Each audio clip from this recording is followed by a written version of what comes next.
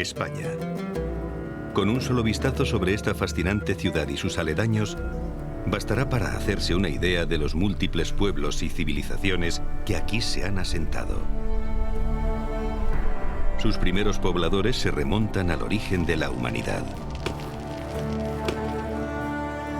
Con el tiempo, tartesios, cartagineses, romanos, vándalos, visigodos y árabes se irán sucediendo.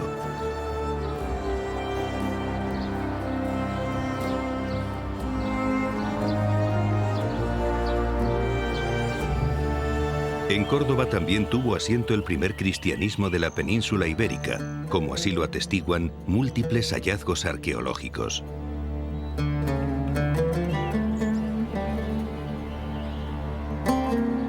La fe en Cristo perseveró en tiempos de los romanos a pesar de las persecuciones y después perduró en el reino visigodo.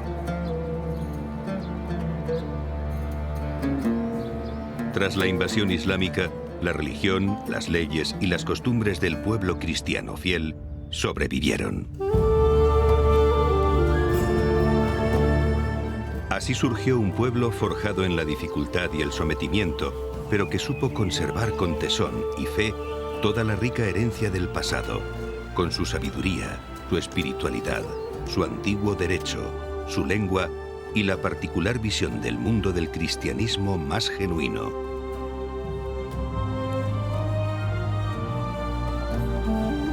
Ese pueblo creyente y abnegado guardó en su cultura la antigua liturgia venida desde Oriente en los primeros siglos de la Iglesia, los ritos, las tradiciones y los escritos de los sabios padres desde Agustín hasta Isidoro. Nada de aquello se perdió gracias a comunidades de hombres y mujeres valientes, auténticas y sacrificadas, pero sobre todo, gracias al tesoro de la fe.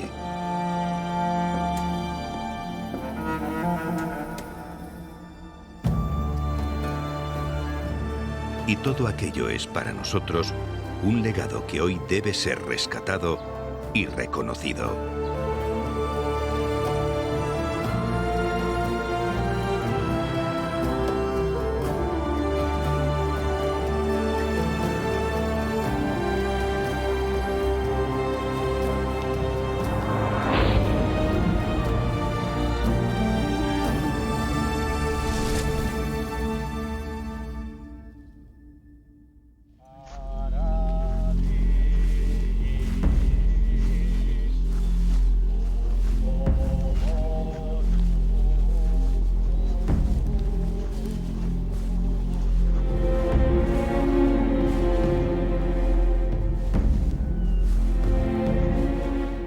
Tras la invasión islámica de la península ibérica, una parte de la población cristiana y judía conservó su religión, leyes y costumbres de la España visigoda.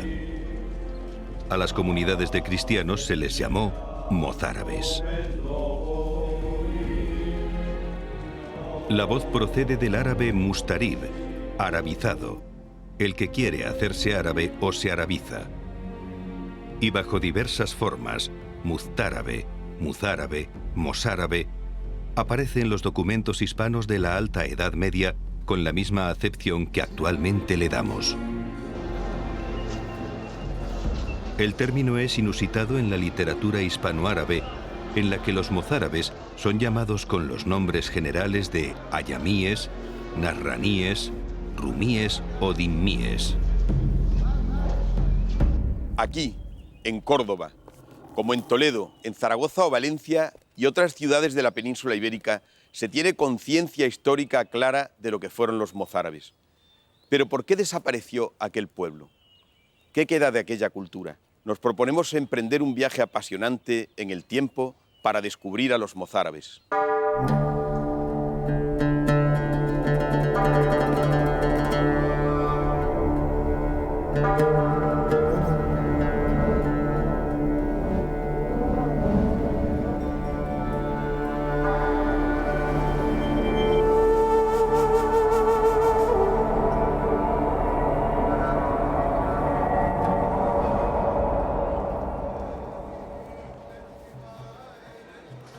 Como es sabido, La doctrina coránica ordena a los musulmanes respetar bajo ciertas condiciones las creencias religiosas de la gente del libro, es decir, de judíos y cristianos.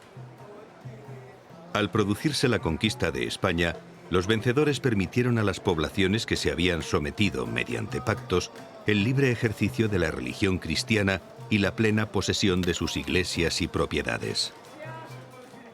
Al pacto que cristianos y judíos hacen para someterse conservando su religión, se le llama en árabe al-Dhimma, y a los que quedan sujetos a él, dhimíes.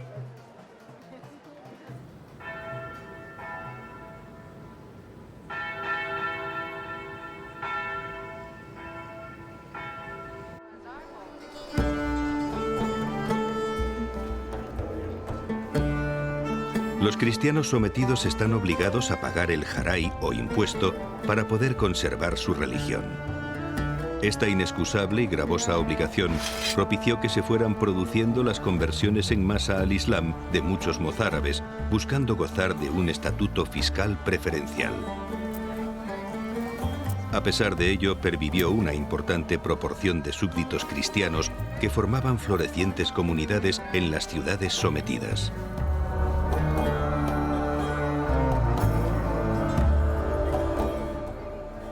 Los mozárabes formaban al principio un considerable grupo religioso y jurídico dentro de la sociedad hispano-musulmana. Vivían en barrios propios y poseían cementerios propios.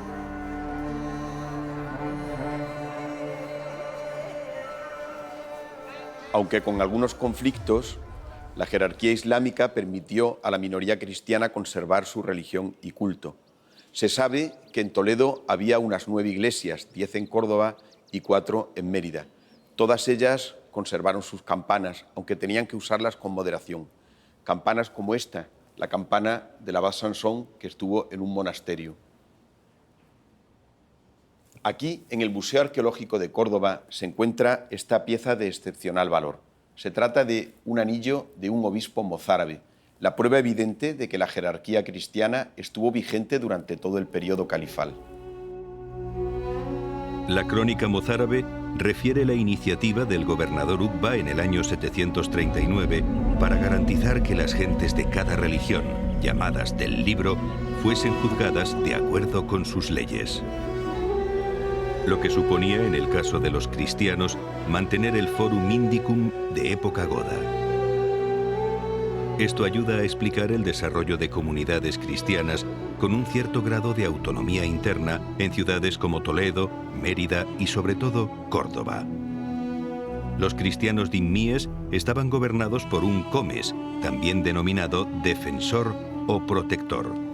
El censor o Qadi al-Nasara, el juez de los cristianos, ejercía de juez, aunque carecía de competencias en los litigios entre cristianos y musulmanes.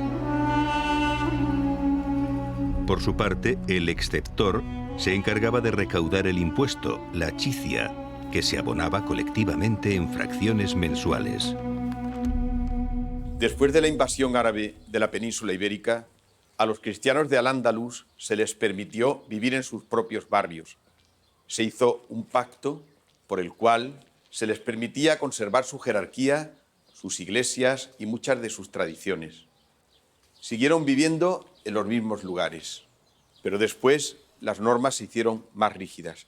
Se les impedía montar a caballo, se les obligaba a vestir de una determinada forma, no podían tener espadas y sobre todo tenían que pagar un duro impuesto, el jaray. Pero a pesar de que hubo una coexistencia pacífica en algunos periodos más o menos largos y reconocibles, no todo fue paz y concordia en la vida de aquellas comunidades. Cuando había transcurrido el primer siglo de la invasión islámica, que no dejó de estar libre de conflictos, los mozárabes de Córdoba se dieron cuenta de que aquellos invasores habían venido para quedarse y que no iba a regresar el antiguo reino godo con sus leyes y su jerarquía civil y eclesiástica.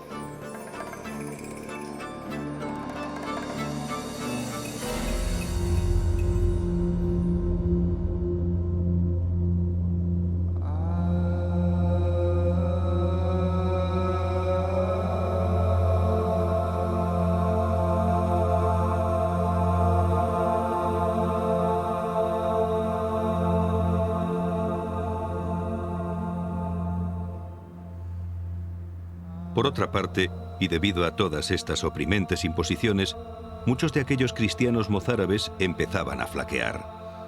No podían soportar el peso de sentirse inferiores, sujetos y en muchos casos vejados. Pero contaban con una fácil solución para dejar de ser mozárabes y equipararse en cierto modo a los dominantes invasores: convertirse al Islam. Para ello, numerosos cristianos cordobeses se dejaron circuncidar, aprendieron la lengua árabe y la recitación de la Sahada, la profesión de fe que constituye la adhesión a la fe musulmana.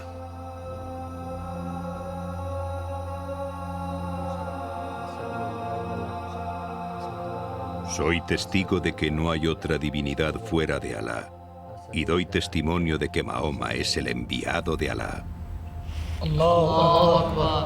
Esta fórmula se pronuncia 3 veces en árabe.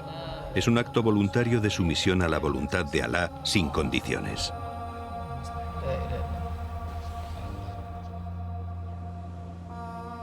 Cuando fueron pasando los años, la presión y la influencia de la cultura islámica dominante, una nueva sociedad, pero sobre todo el peso de los impuestos, que cada vez eran más fuertes, hicieron que muchos cristianos flaquearan. Se convirtieron al Islam y así surgió un nuevo pueblo, el pueblo muladí.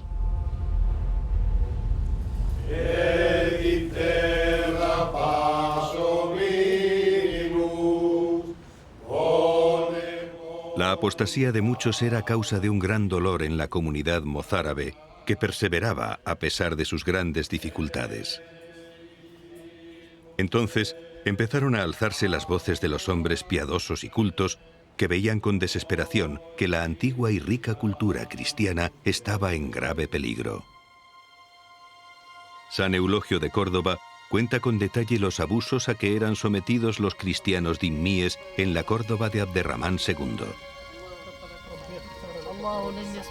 Pues ¿creéis que no sufrimos molestia alguna con la destrucción de nuestras basílicas, con el oprobio e insulto de nuestros sacerdotes y con el pesado tributo que con gran angustia y fatiga pagamos todos los meses, siendo menos dolorosa una muerte que acabe de una vez con tantas calamidades que la penosa agonía de una vida sustentada con tanta penuria y estrechez?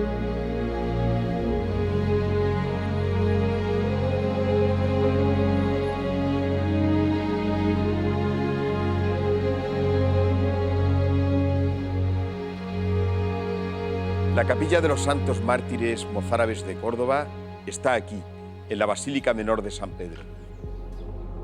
En el siglo XVI, el Concilio de Trento rescató la memoria, la exaltación y el culto de los mártires. Se buscaron las antiguas reliquias y se construyeron lugares como este, la capilla Osario de los mártires de Córdoba. En el siglo XVIII se realizó esa urna, donde están guardados los huesos de los mártires de las persecuciones romanas y también los de las persecuciones islámicas. Los cordobeses tienen especial veneración a este lugar y a estas reliquias, pues guardan el recuerdo de aquellos antepasados suyos que dieron su vida por Cristo, con la esperanza de la resurrección y la vida eterna. En el siglo IX, la dinastía omeya ostenta el poder en el Emirato cordobés.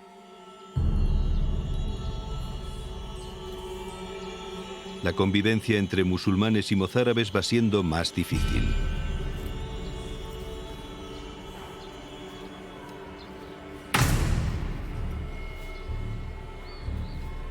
La falta de libertad y la dificultad de llevar una vida cristiana son cada vez más patentes.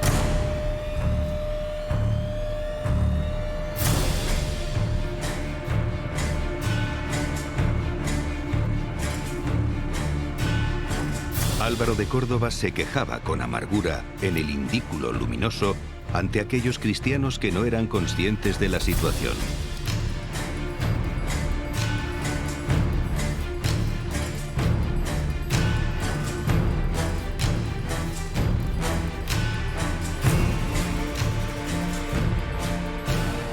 ¿Habrá todavía alguno tan envuelto por las nubes del error que niegue que estamos en tiempos de persecución? Pues, ¿qué mayor persecución puede haber cuando ya no se atreve a publicar la boca lo que cree racionalmente el corazón? En nuestra mentalidad actual, ansiosa de tolerancia y de diálogo, puede parecer que esta permisión de la sociedad islámica en un principio para los cristianos era algo benevolente. Sin embargo, la legislación de la Umma, la comunidad musulmana, al final resultó muy opresiva para ellos. Y esto acabó significando que se perdió la antigua y rica cultura hispano-romana y visigoda.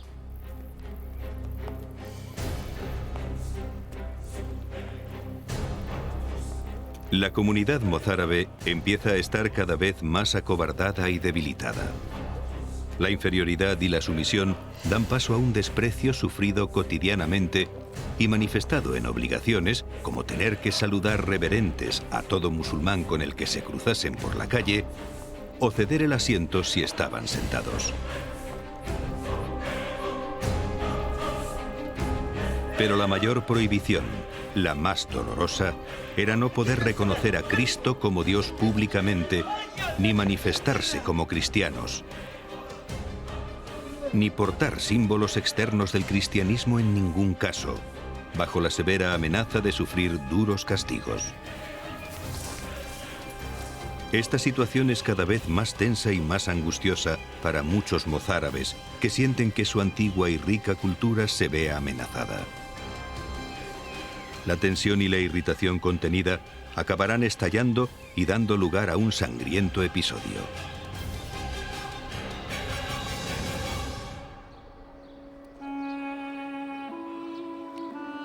El primer mártir de Córdoba es el presbítero Perfecto, decapitado en el año 850 por orden del cadí, después de haber sido interrogado sobre su opinión acerca de Mahoma y el Islam. La mecha encendida arde imparable gracias a su ejemplo, y en apenas 10 años son 46 los cristianos que mueren por la confesión de su fe.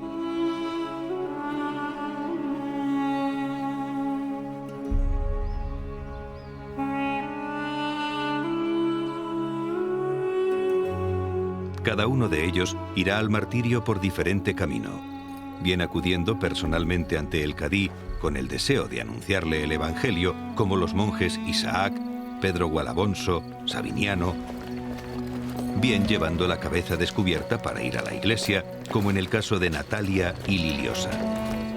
Pero todos tienen en común el hecho de que pudieron haberse librado fácilmente de este final, apostatando, como habían hecho muchos de sus vecinos, o simplemente viviendo discretamente su fe en privado, sin hablar de Cristo ante los musulmanes ni hacer manifestación pública de su fe, y sin embargo, no lo hicieron.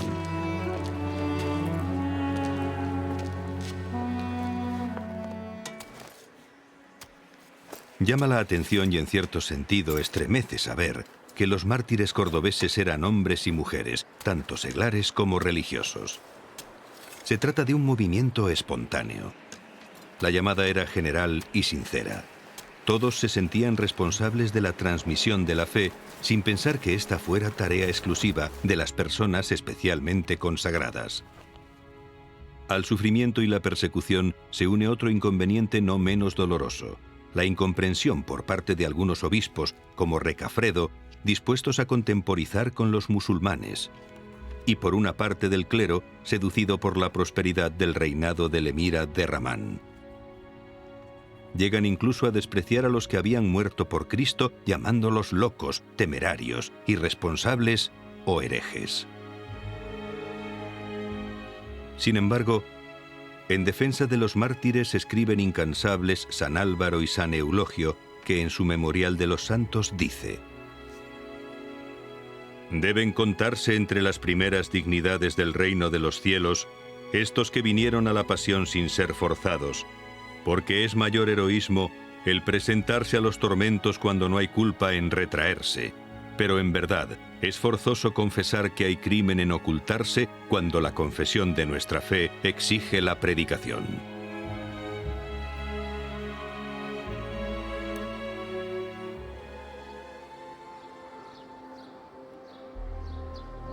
Los dos sabios presbíteros, Eulogio y Álvaro, acabarán sufriendo también el martirio. El primero en el año 859 y el segundo en 861.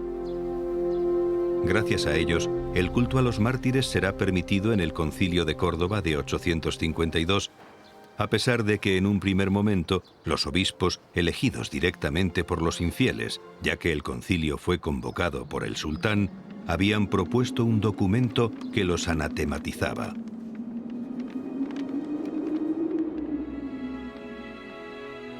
Conservar la memoria de los mártires mozárabes de Córdoba del siglo IX es una obligación y un ejemplo para los cristianos de todos los tiempos, pues representa, entre otras muchas cosas, la obligación de mantener una fe en un mundo hostil, lo cual no se debe solo a la tolerancia, sino a la gracia de Cristo.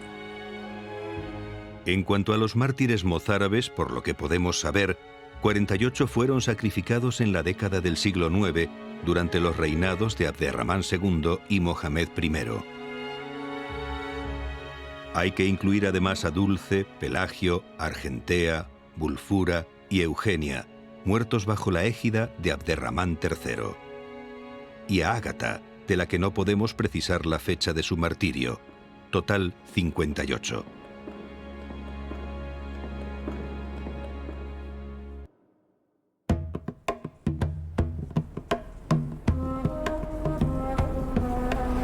Por lo que hemos visto, resulta evidente que existieron conflictos de orden religioso y cultural en esta ciudad durante el largo periodo en el que mozárabes y musulmanes tuvieron que convivir.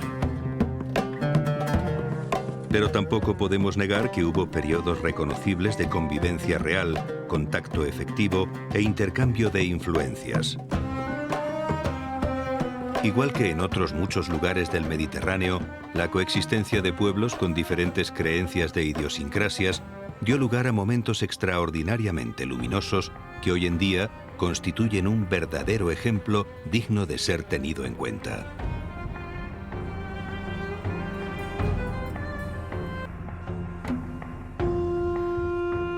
Abderramán III llegó al poder en el año 912 como nieto del emir Abdalá. El Al-Ándalus que heredó estaba al borde de la ruina. Sin embargo, en muy pocos años lo convirtió en uno de los estados más poderosos de Occidente. Sus dominios se expandirían a ambos lados del estrecho de Gibraltar y hasta Córdoba llegarán embajadas de los grandes poderes de su tiempo, de Otón I, emperador del Sacro Imperio Romano Germánico, y de Constantino VII Porfirogéneta, emperador de Bizancio.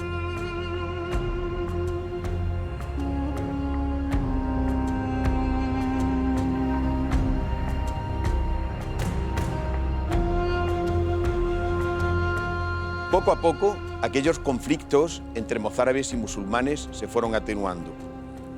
El año 929, Abderramán III proclamó el califato y mandó edificar esta ciudad, Medina Azahara.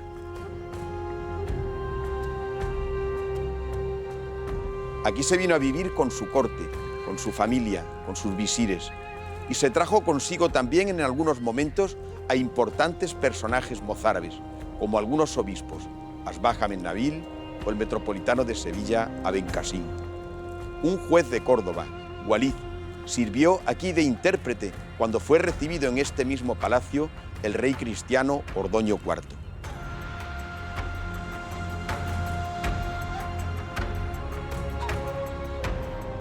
También sabemos de la labor destacada de los dignatarios eclesiásticos como embajadores en países cristianos, merced al conocimiento que tenían de las lenguas de la época, especialmente del latín culto.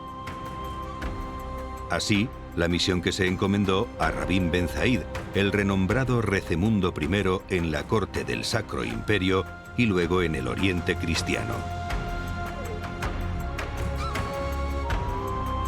Enviado por los ministros de Abderramán III, el presbítero mozárabe Rabí Ben Zaid se puso en camino en la primavera de 955. Y al cabo de 10 semanas arribó al convento de Gorce, donde fue bien recibido por el abad, así como luego por el obispo de Metz. Unos meses más tarde llegaba a Frankfurt, corte del emperador, donde tuvo ocasión de conocer al prelado lombardo Luitprando de Cremona, a quien animó a componer su historia, la célebre Antapodosis que el autor le dedicó. Más tarde, a la muerte de Abderramán III, el clérigo mozárabe Rabid Ben Zaid seguirá prestando importantes servicios al califato, ahora el segundo califa, Alaquén, que apreciaba incluso más sus conocimientos filosóficos y astronómicos. Para él hizo el famoso calendario de Córdoba en el año 962. Como vemos, los miembros más influyentes de la Iglesia mozárabe estuvieron próximos al califa, realizando funciones de consejeros, intermediarios, intérpretes y embajadores. Conocemos el nombre de un arzobispo de Toledo, Juan, muerto en 956, al que sucedió un prelado del que solo sabemos el nombre árabe, Ubayd Alá ibn Qasim, y que parece haber sido trasladado poco después a la sede metropolitana de Sevilla. Como obispo de Córdoba, conocemos también el nombre de Asbagh ibn Abdalá ibn Nabil. Durante un largo periodo continuó la enseñanza de la fe cristiana. Se impartía en las escuelas de las iglesias, como aquí, por ejemplo, en San Acisclo, en San Félix, en los Tres Santos, pero también en los grandes monasterios como el de Cuteclara o el de Tábanos. Más lejos había otros grandes centros monacales, como el de Cubillanas en Mérida.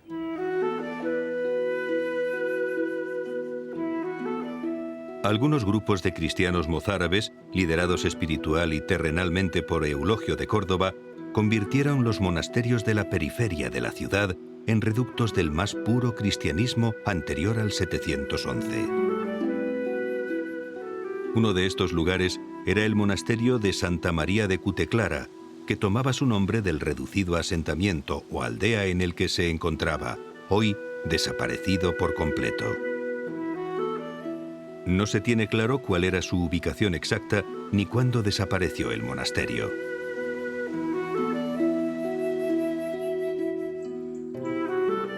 Aquí, en la Sierra de Córdoba, todavía se conservan estas ermitas que, aunque fueron edificadas entre los siglos XVI y XVIII, son un testimonio vivo de los movimientos monacales y los eremitorios que poblaban estos parajes maravillosos en la época mozárabe.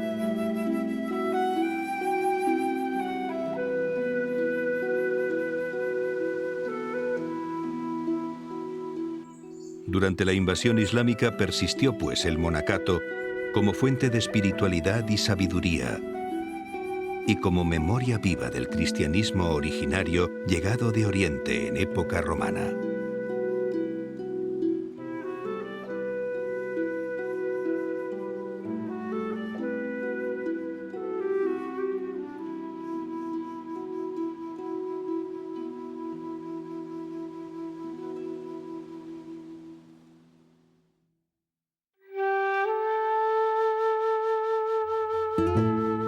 En los siglos IX y X, los mozárabes de Al-Ándalus tradujeron el Salterio y los Evangelios a la lengua árabe. Se conservan algunos manuscritos de dichas traducciones y algunos glosarios latinoárabes, como el conservado en Leiden, Holanda, que se remonta con toda probabilidad a la misma época. En las principales ciudades de Al-Ándalus vivieron cristianos sometidos. Todos ellos mantuvieron una cultura común en lo esencial, con ciertas peculiaridades derivadas de la propia diversidad de los pueblos de la península. Las principales sedes episcopales conservaron la estructura originaria de la Iglesia hispana con obediencia a Roma y mantuvieron relaciones fluidas con los cristianos mozárabes del norte de España. En Córdoba y Sevilla se mantuvo la tradición isidoriana, y surgieron grandes figuras de los monasterios y escuelas catedralicias como Esperaindeo, Eulogio, Álvaro y Sansón.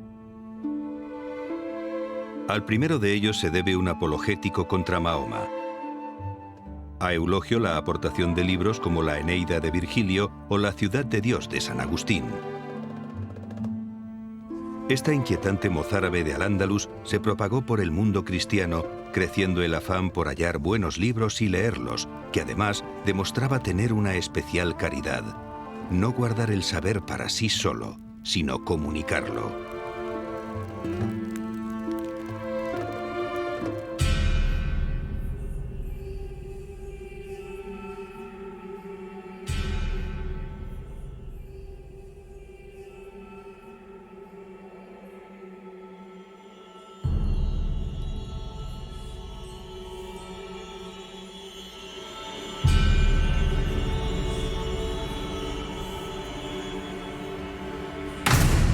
Los mozárabes copiaron y divulgaron la obra de Paulo Orosio, escrita en el siglo V.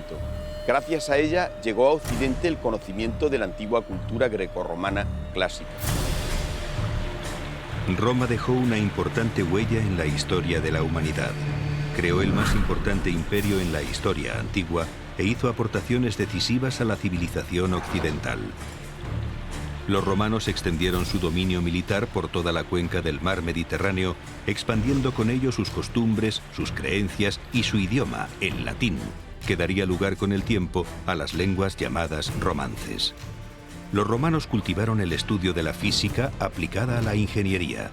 Tanto para la hidráulica como para la arquitectura urbana, esta ciencia llegó a su máximo esplendor hacia el siglo I a.C., durante el gobierno del emperador Augusto. Por medio de soldados, mercaderes, funcionarios y esclavos que recorrían los vastos dominios del imperio, Roma fue el modelo de muchas ciudades. El uso del cemento les permitió construir grandes edificios públicos, teatros, anfiteatros, circos, templos, termas, acueductos y puentes. No solo la estructura era cuidada, sino también la estética. Decoraban las paredes con pinturas y cubrían los suelos con mosaicos. Hoy, más de 1500 años después de la caída del Imperio Romano, los avances técnicos, jurídicos y políticos que constituyeron aquel poderío siguen signando gran parte de la civilización occidental tal como la conocemos.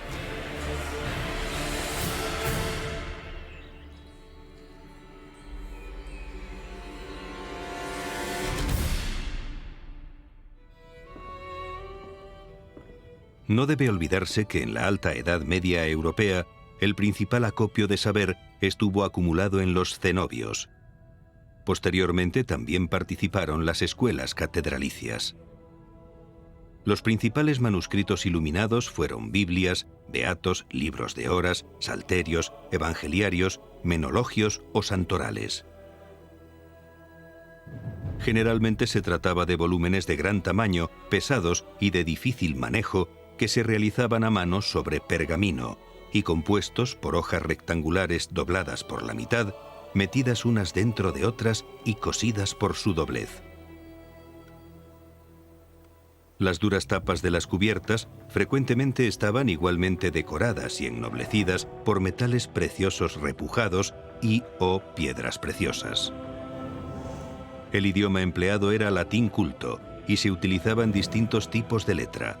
Al principio se usó la minúscula visigótica y esta fue posteriormente sustituida por la carolingia.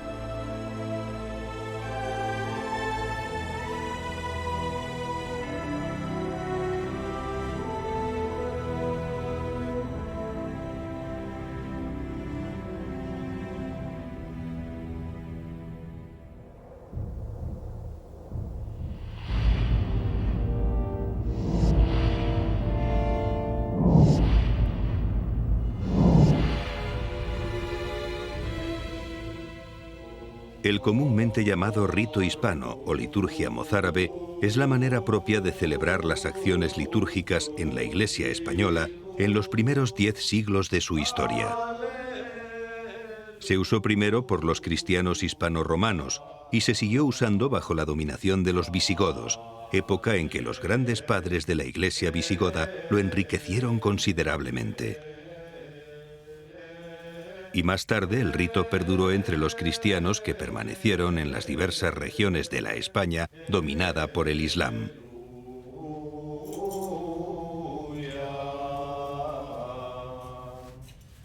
En el siglo XI, el Papa Gregorio VII decidió extender el rito romano a toda la cristiandad europea, y los reyes de Aragón y después los de Castilla acabaron por aceptarlo, aunque con resistencia. El rito mozárabe se fue extinguiendo en los reinos cristianos de la península. Sin embargo, la antigua liturgia hispana se mantuvo en los territorios que seguían ocupados por los musulmanes, y fue entonces cuando comenzó a denominarse rito mozárabe, como se llamaba a los propios cristianos sometidos al Islam.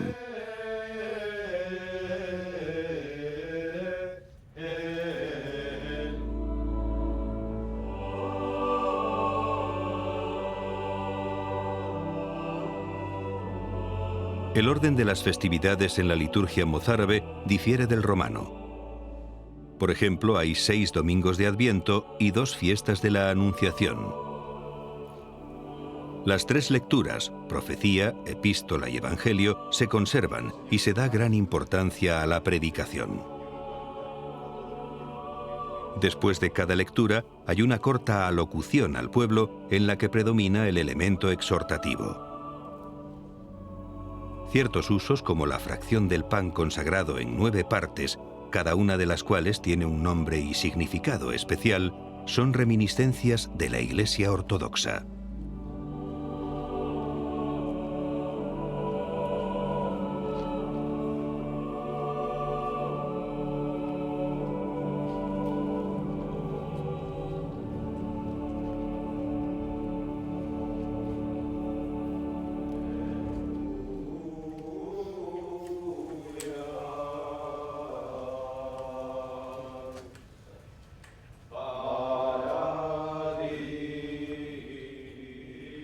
El canto es más melodioso que el gregoriano y es denominado eugeniano, de Eugenio, que fue sabio arzobispo de Toledo y que hizo grandes aportaciones a la liturgia.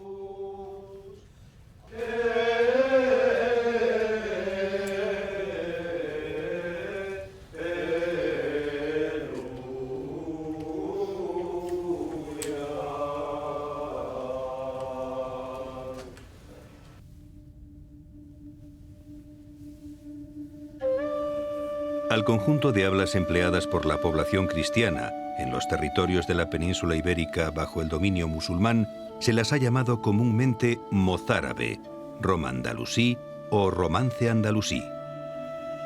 Las hablas mozárabes desaparecieron a partir del siglo XIII tras la Reconquista al ser sustituidas o fundirse con las lenguas de los reinos cristianos, galaico-portugués, astur-leonés, castellano, navarro-aragonés, catalán.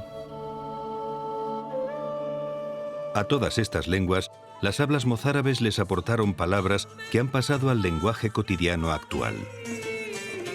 Lo poco que nos ha llegado en forma escrita de las lenguas mozárabes, como algunas jarchas, está escrito en aljamía, es decir, con escritura árabe y hebrea.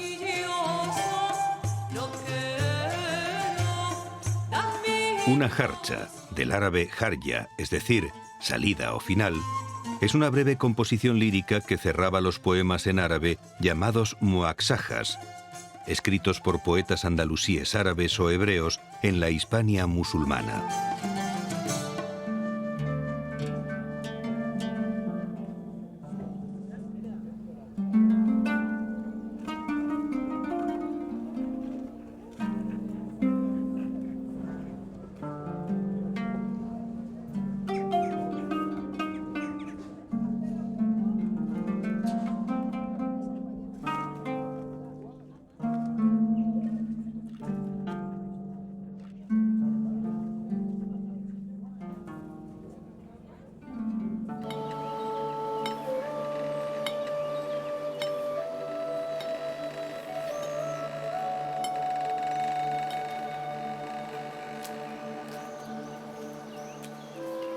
Según avanzaba la Reconquista, la población mozárabe se fue mezclando con la población de los reinos cristianos, ejerciendo sobre esta su influencia, penetrando de este modo un rico vocabulario relacionado con las instituciones, usos y objetos de los territorios musulmanes conquistados, así como también términos más coloquiales. Debido a la migración hacia el norte de mozárabes cristianos que dejaron las tierras islámicas del sur, se encuentran topónimos arábigos en regiones donde apenas sí se dio el dominio musulmán.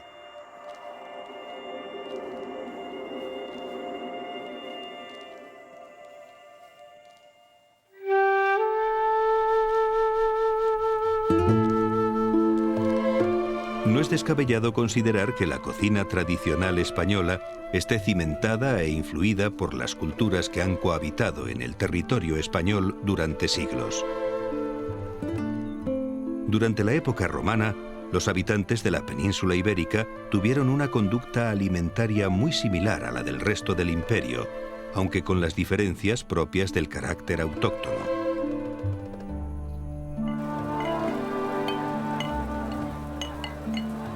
Cuando los godos se asentaron en el territorio español, la población adoptó modos procedentes de Centro Europa.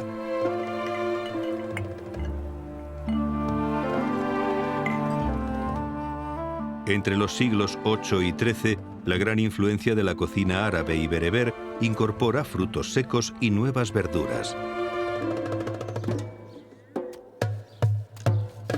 Muchos cristianos mozárabes que habitaban los territorios rurales y los extremos de las ciudades se convirtieron en excelentes agricultores.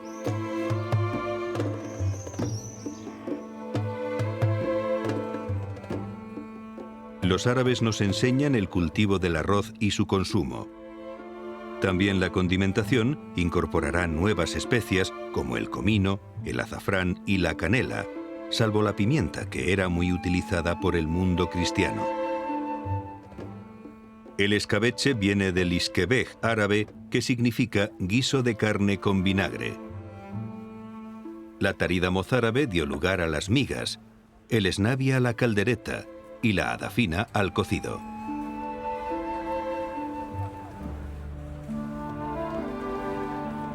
Los dulces de aquellos tiempos evolucionaron hacia las delicias de hoy.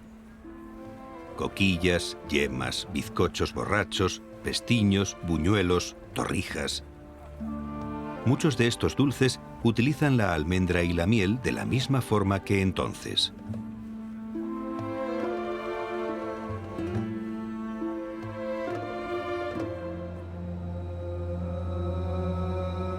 Uno de los legados más relevantes del arte islámico andalusí es su arquitectura, y sin duda su reflejo más deslumbrante es la Santa Iglesia Catedral de Córdoba.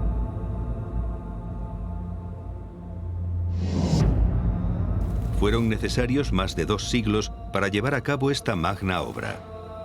Al término de la última ampliación de Alaquén II, la mezquita de Córdoba era la segunda mayor del mundo tras la mezquita sagrada de la Meca.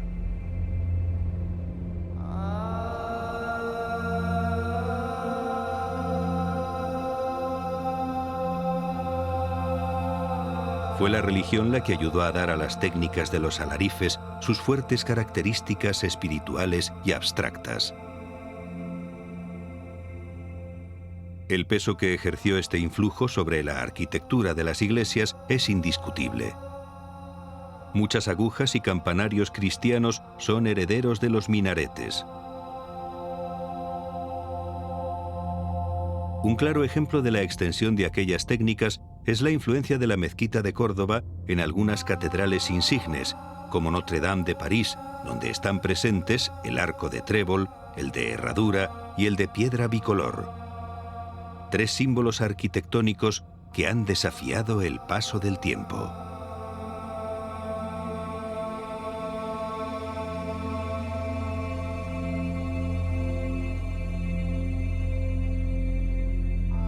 El periodo de construcción de la mezquita coincide también con el florecimiento de la cultura y la ciencia andalusí.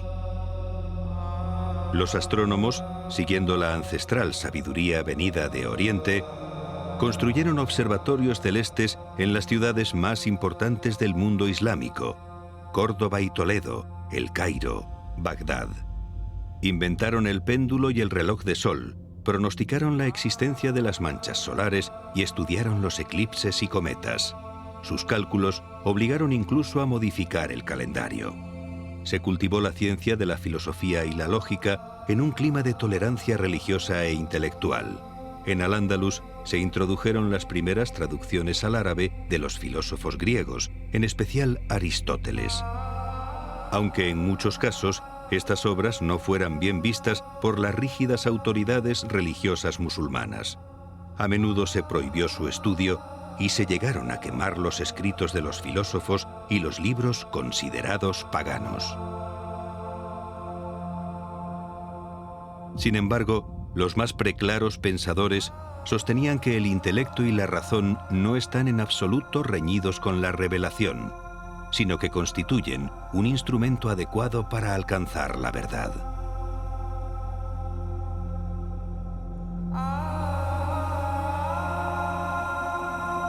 El mayor propulsor del estudio de la filosofía fue Aben Masarra, autor del siglo X, quien profesaba una suerte de panteísmo. Pero sin duda, el que más influyó tanto en el mundo islámico como en toda Europa fue Averroes, de quien se han conservado varias de sus magníficas obras.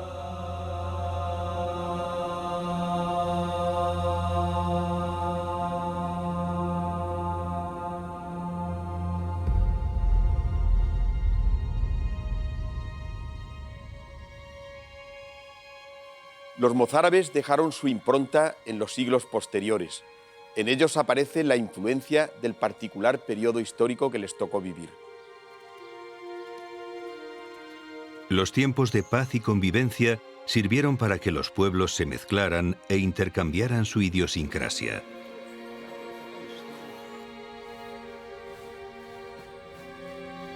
Los conflictos y las guerras, en cambio, separaban a la gente, causando pobreza, sufrimiento y desolación.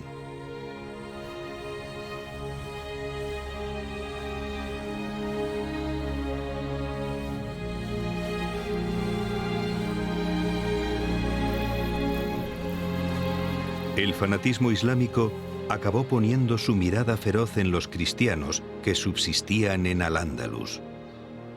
La persecución sufrida por los mozárabes fue brutal y sangrienta durante la dominación almorávide y almohade, a pesar de la ayuda prestada por los reyes cristianos, como Alfonso I el Batallador, Fernando III el Santo o Jaime el Conquistador.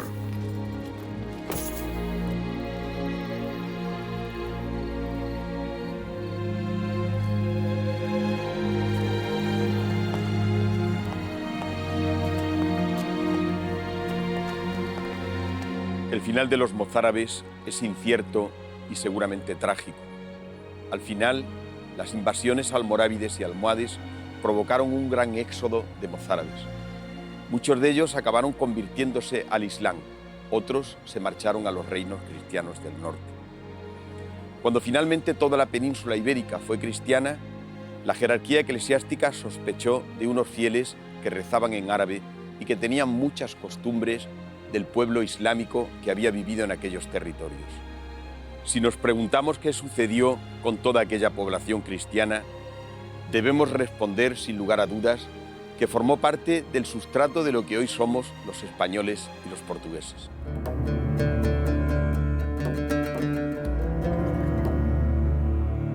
Lo que fue ya no es. Pero de alguna manera, nuestro pasado sigue perviviendo en nosotros, en nuestra lengua, en nuestra cultura, en la forma de comprender la vida y el mundo.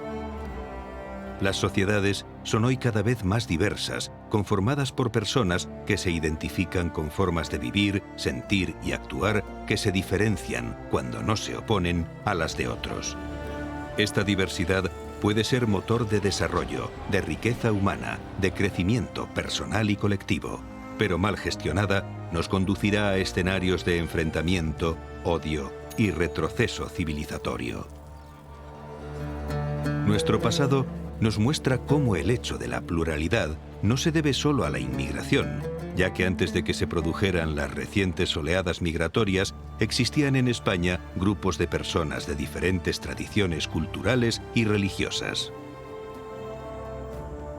A pesar de las dificultades bien reales, a pesar de los desconocimientos y los prejuicios recíprocos y del peso de una historia que nos condiciona, estamos llamados a entendernos y a sentirnos hermanos.